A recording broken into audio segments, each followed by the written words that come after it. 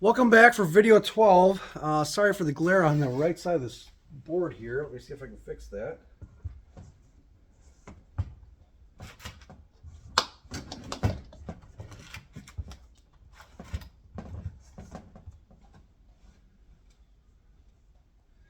Today we're going to be talking about video number 12 and the pitcher within youth baseball.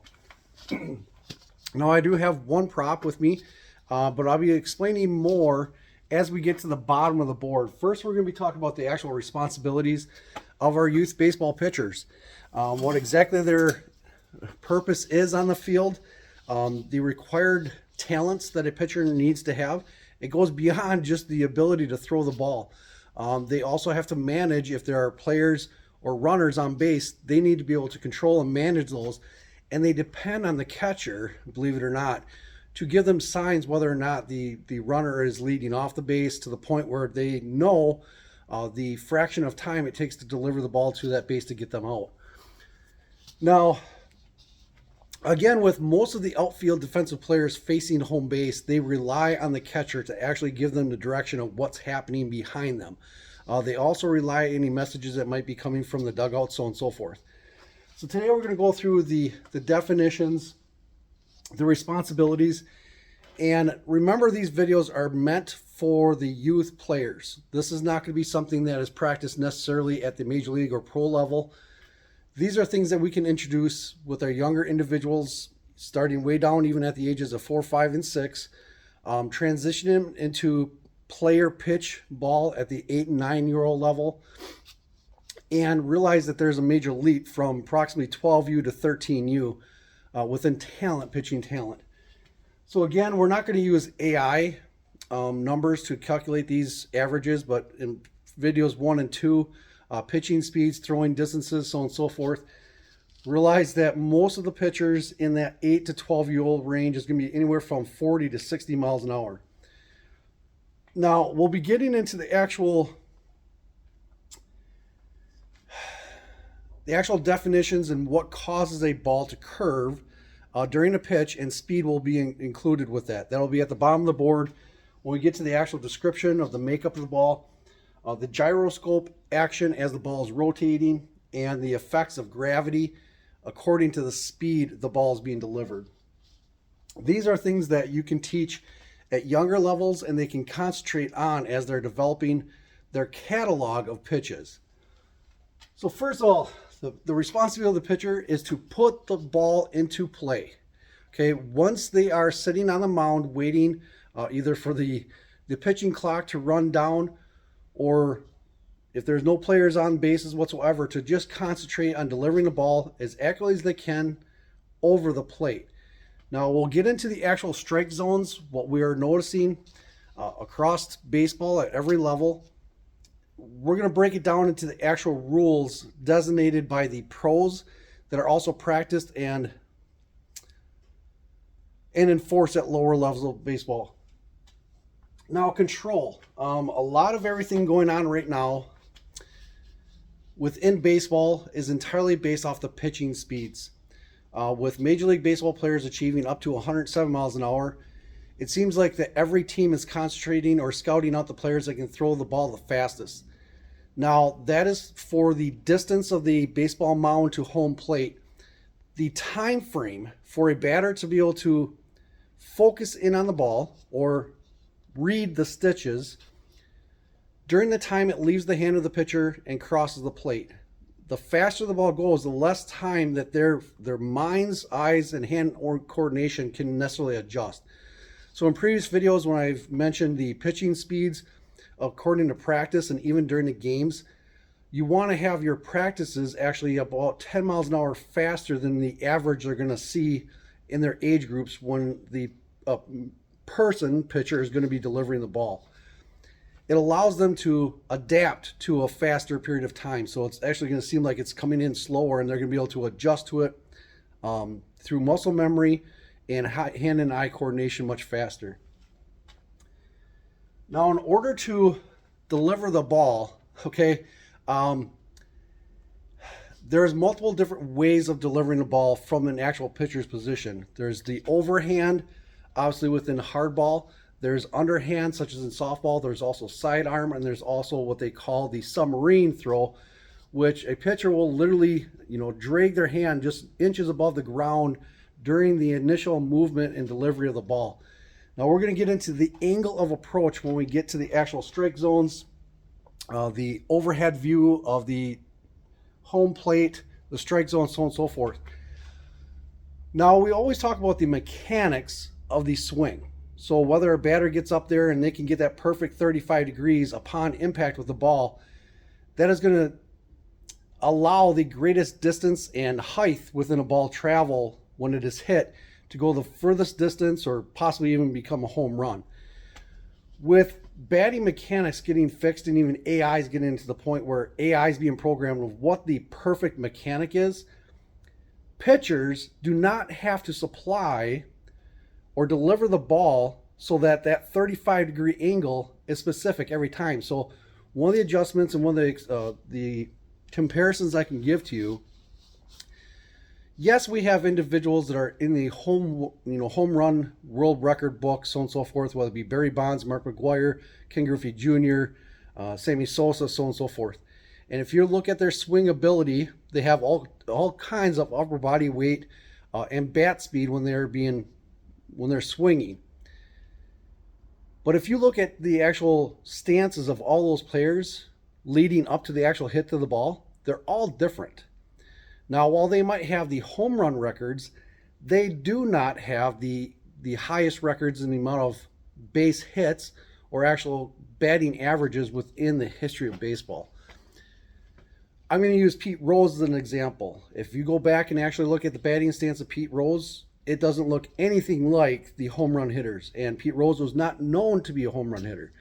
His batting stance was to allow his batting averages to be very high and his batting average and hit rate to be escalated over 5,000. So depending on what you're trying to achieve and what you're trying to instruct onto your players, there is not an exact way to teach them how to swing a baseball bat. Okay, I'll be the first one to say that. I'll probably be the only one to say that. There is not a perfect swing mechanics in order to hit the ball in the most competitive way. All right, even the distance that you're hitting it is not going to be guaranteed a base hit.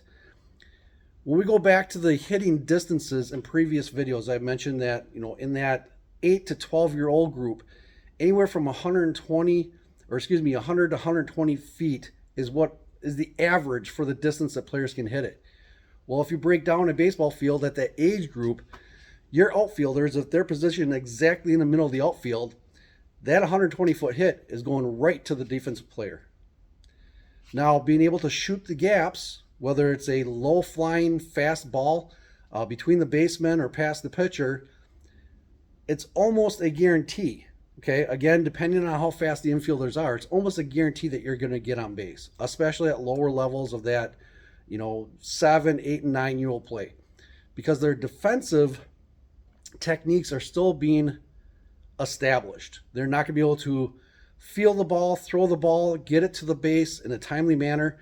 If the runners can do the average run speed of 4 seconds to base, they have 4 seconds to visually make contact with the ball, adjust their position, ground the ball, transfer the ball into their throwing hand, and throw it to base. So it takes normally longer, and the ability of the baseman to actually retain the ball when it gets to him is highly increased. So again,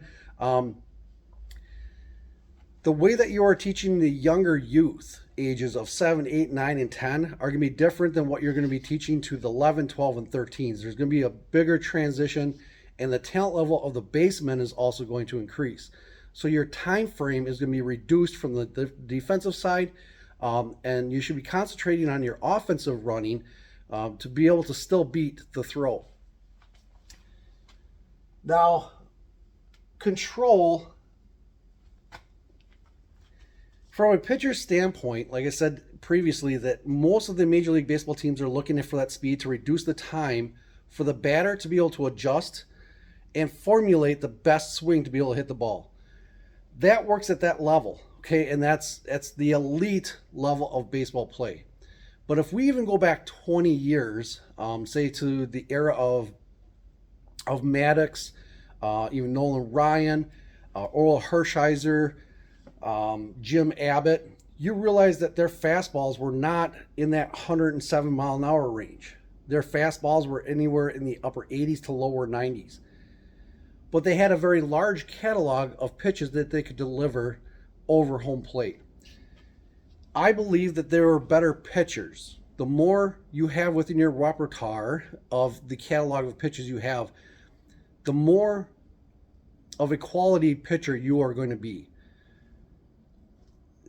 Okay, realize that every player, if they put enough effort into it, they can throw their variation of a fastball. Okay, right down the middle, following the same delivery system, they can increase their speeds.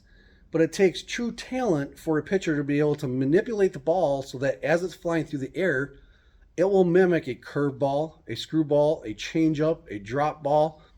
And the origin of delivery, the angle of the throw is going to be dictated on every player. So some of the injuries that we're seeing with like Tommy Johns, you'll notice that almost all of those players have a very similar throwing technique where all of the strain's being put on their shoulders and elbows in the exact same manner, to the point where, they look like they're Lance Armstrong, the stretchy, or is it Lance Armstrong? There was a toy during the 1980s that you could stretch and bend and so on and so forth. Their body manipulation is not natural. But if you go back and look at the pitchers, especially from the 70s and 80s, their body mechanics are more natural and they had more control over the pitches they delivered. So depending on the youth organization that you're working with, are you concentrating on the player's speed, or are you actually concentrating on control? Once again, that 7, 8, and 9U level, it's just about getting the ball across the plate, folks. If you are finding some outstanding players that consistently throw strike after strike after strike with hardly any deviation within their throws of possibly, going way outside or going over the catcher's head or actually hitting the batter, you found something that you should probably concentrate on and start to develop into a greater pitcher. Now, again, that comes through experience. And during practices or during the season, that is not enough time to develop a player and their pitching techniques. The pitcher will normally have more dedicated commitment of time in their trade as being a pitcher than every other player on the field. Okay? Now, that's why, with the amount of strain that's going on in today's Major League Baseball or even collegiate level baseball, there's so many more injuries because it's all focused in on throwing the absolute hardest throw you possibly can for the greatest velocities and speeds. There's very little control. Okay? So with younger players concentrating on the control and the consistency getting the ball across the plate is a more realistic goal to set. Speed will come from the repetitions and the experience. All right? Ability, obviously, again, depending on the stature, the body sizes and strengths from each individual player can be completely different. You can have the tallest kid on the team that's, kind of like a beanstalk, really lengthy. His stature is not necessarily going to produce a better pitching than somebody that's, maybe say the smallest individual on the team. You can't tell by the cover of the book of what's actually going on inside. Once again, I'm just going to use this as my example. Within the last 5 years of coaching, my best pitchers have been the shortest members of our team, with the shortest arms, so on and so forth. But they're also the same individuals that you could pick up a football and throw a perfect spiral. So again, there's mechanics, natural talent that comes with the individual. If you're not necessarily a pitcher, it is not something that you can produce or develop. You have to find the natural talent first and then compile on that. So it comes as a coach through the tryouts or during the practices leading up to the season. It is entirely your responsibility to find the talent and work with it. Not everybody's going to have it. Sorry, ball players. Just because you can throw the ball pretty hard or pretty far, a pitcher has a unique responsibility within their position. Again, catalog. There is over 30 different types of pitches, and all of them can be delivered from a different original state, whether it's an overhand thrower, underhand, sidearm, or a submarine type throw. All of them are going to have a specific flight path that the batter has to deal with. And we're going to get into that in just a little bit. One of the other goals for a pitcher and the responsibility as a pitcher within the team. Maintenance. As we've seen with all levels of baseball now, especially down to the 9U level, organizations, international organizations, have started including pitching clocks or pitching counts, What I've been able to establish in most of the organizations, it may differ, anywhere from 65 to 80 pitches a day is what is limited to some of the pitchers. Now, for some of you travel ball parents out there, if your child is a pitcher, say the best pitcher on the team, how many pitches are they delivering during a weekend? Okay, I've had this discussion right here in our state with our statewide travel ball organizations. The kids might be restricted to 80 pitches per game, but if you realize weekend tournaments are normally having 2 or 3 games per day, so add that up, do the math. That is where a lot of our injuries are coming from. And because of the competitiveness in travel ball, the parents of the players, the coaches, and the organizations are actually breaking their own rules.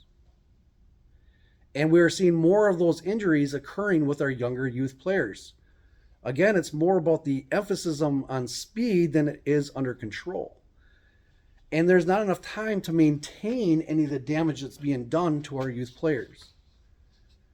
Now, obviously, times were different when I was younger and in Little League. We didn't have a pitch count, okay? Depending on what practice started or how long the games went, at that time, a tournament was one day, one complete day, okay? It was normally on a Saturday, Friday or Saturday during the summer, to where practices might be leading up during the week, and then Friday and Saturday is when you were put on the spot to actually perform at the best that you could. You had an additional 3 or 4 days to be able to recover and maintain any of the damage that was done. Today's ball is enforcing pitchers, especially to be playing Fridays, Saturdays, and Sundays, multiple games per day, and immediately going into practices on Tuesdays and repeating that form and that process of pitching a ball. That's why so many of our baseball players are winding up with injuries.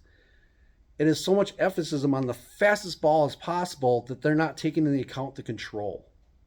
Now, speed and the control of the ball go hand in hand. Okay, again, we're going to get into that at the bottom of the board. I'll lift this up a little bit more so you guys can see the drawings and understand a little bit more. So injury and pitch counts, they're very important.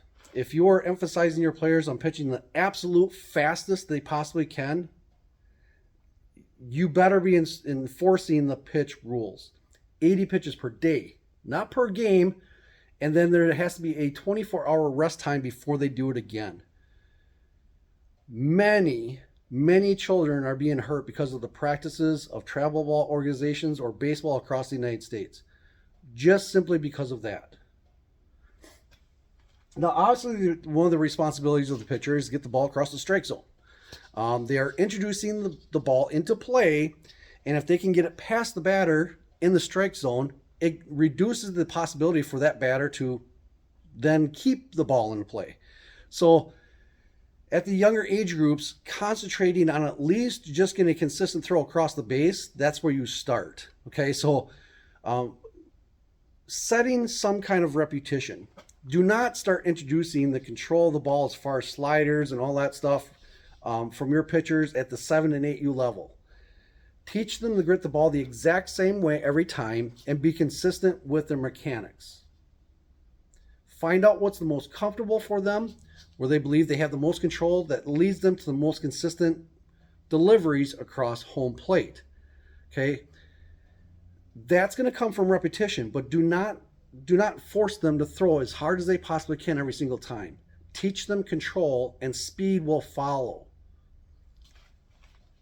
Now, here is the secret. Okay, if anybody didn't know, the secret to the pitcher position on a baseball field is that as they are increasing in age, say that 7 through 18 years old, the pitcher starts to become the mind manipulator, okay, or mental manipulator, because they can start to play mind games with the batter. Whether that's pitching really close inside to get them, to move back a little bit and then following up with the next one that's way outside, or delivering a ball that might look like it's going high and then automatically drops just before the base. The pitcher position, all the way through the ages and even to Major League Baseball, is all about that mind manipulation, being able to fool the batter's eye and their mind connection between their hand and eye coordination. At the 12 to 13U level, we have spoken about that exchange, that the competition increases dramatically at that point. In that 12 to 13-year-old range, your pitchers really start to zone in or zero in on their mind manipulation techniques. At that point, they should have the control, and now they can use that control to start playing mind games with the batters that they're coming up, or the opponents coming up to bat. Also, within the pitcher's responsibility is to identify where the strike zone is actually at, the actual box frame of the strike zone. Now, that strike zone is not the same all the time. Okay, it can alter between the sizes and the batting stances of the players. Again, if you go to the rule books, things that are recognized within baseball, typically it is from the bottom of the elbows, when the arms are raised up with the baseball bat, from the bottom of the elbows or across the chest down to the knees, and then directly above the white of the baseball base, home plate itself. That creates the actual strike zone. So again, going back, if you notice some of the players from the 1980s, like Pete Rose or even Don Mattingly, their batting stances were very crouched over. That was initially intended to decrease the size of the strike zone. It wasn't the umpires that determine where the strike zone is and the players have to come up and match that. It is what the player does when they get up to bat. Are they standing straight up and erect like Ken Griffey Jr.? He's opening the strike zone dramatically, because again, it goes from basically the bottom of the elbows when they're up to bat or across the chest to the knees. So the taller the player and the more erect they stand, the larger the strike zone becomes. And it's the responsibility of the pitcher to identify where the strike zone is and where the umpires are actually going to identify the strike zone. So what we see on TV now with the digital implant of the box of the strike zone, it's not accurate. If you actually watch the players come up to base or up to bat, that strike zone does not match their body functions that are actually described in even Major League Baseball regulations. Okay, so again, it goes by what each umpire and how they're identifying the strike zone and how they enforce it. So again, the pitcher has to recognize throughout the innings of the game when he is pitching, what is the strike zone that the umpire is actually enforcing? Not by the rules of Major League Baseball or any other organization of where the strike zone is according to the batter. Times have changed to the point where the umpires are now creating the strike zone. Or the technology, okay, we'll get into that. The technology of today's strike zone is being emanated within TV productions or within viewing, electronic views. It's not directly onto the players, because the strike zone would change which each batter as they come up to base or up to batting position. Between the catcher and the pitcher, framing again is the responsibility of the pitcher in conjunction with the catcher, because once again, the catcher can manipulate how well the umpire can see the strike zone and where their glove ends up after catching the ball, where they stop their motion, can throw off the umpire to recognize if that ball went through the strike zone or if it's a ball outside of the strike zone.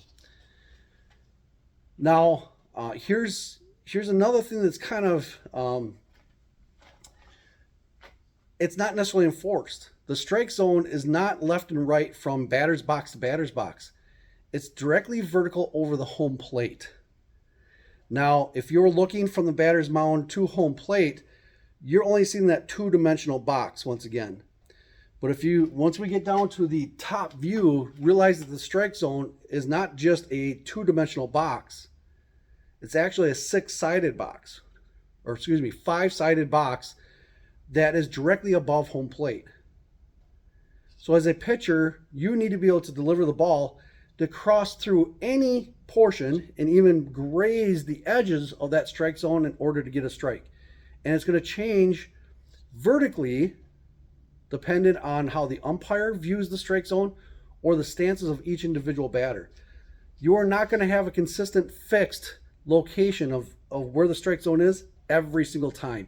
So within practicing, if you are using a net or some kind of a catching device, whether it's a 9 position, kind of like I call it the tic-tac-toe box, if you're throwing into there and all of your pitches are landing inside that frame, that's going to change when you get to the game.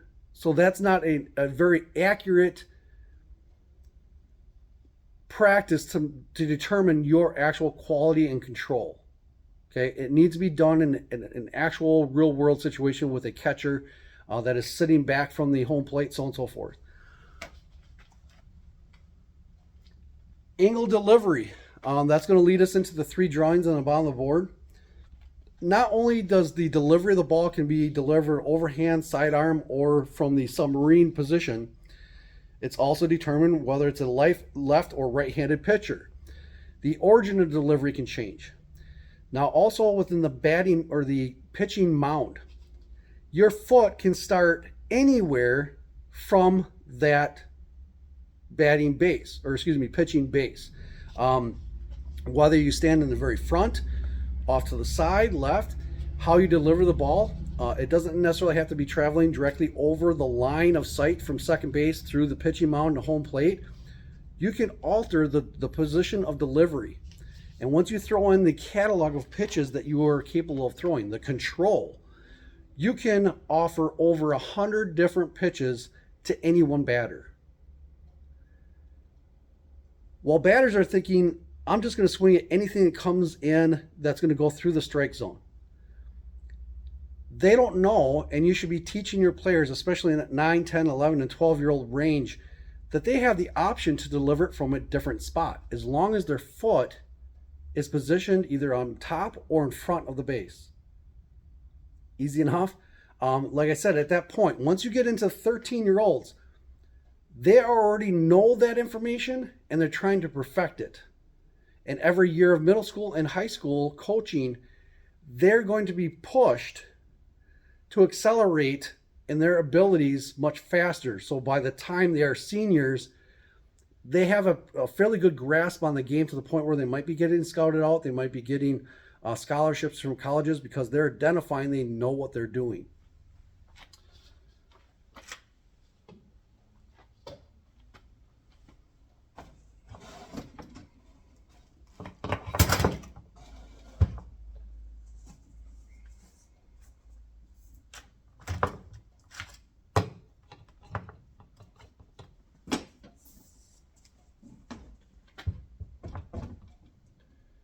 All right, so we got 3 different pictures right here. Hopefully you guys can see everything pretty much.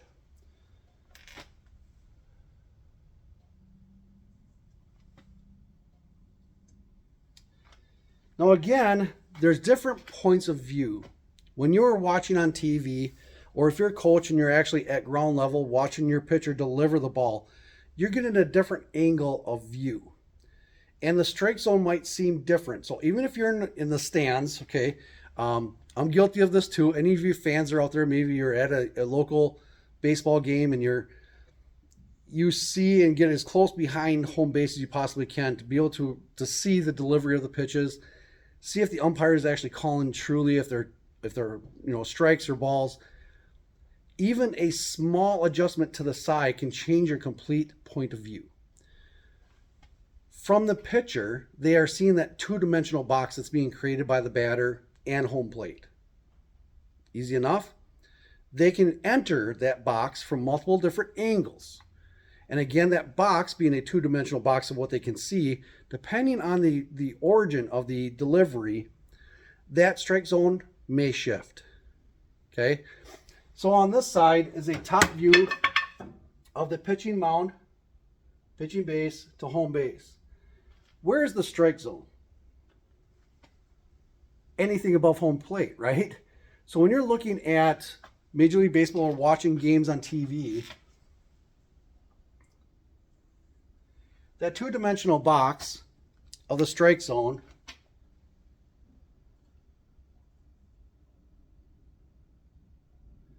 is approximately that region right there. So depending on the angle of delivery, where the ball crosses the plane of that two-dimensional box, the umpires may call that a strike. But again,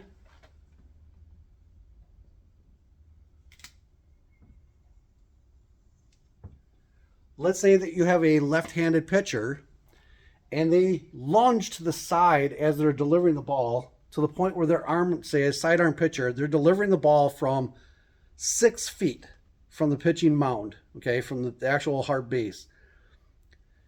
And they're pitching it over the base. Depending on how it crosses the plane of that two-dimensional box, the umpire can enforce that as being a strike or not. But if that ball crosses home plate, obviously within the altitude or elevation of the knees to the middle of the chest, that's actually a strike. Now, if that ball is traveling over the base, when it enters into the catcher's glove may be way over here. As long as the ball crosses the plate and within the elevation of the batter, that is a strike. So even the computer technology being used in Major League Baseball right now, that two-dimensional box is not accurate. I believe within the next 2 years, the technology is being included within the actual baseball base itself, home plate, to where there's going to be sensors around the perimeter of home plate that can be adjusted, again, for the elevation of where it reads the ball crossing. It's going to have a dead zone from the ground to approximately the knee level, and it's going to become a fixed strike zone. So no matter what the stature or the batting stance of the batter, the strike zone is going to remain the same. Now, many people don't realize that, well, I'm running out of time. We'll be back for part 2 of the pitcher position within youth baseball.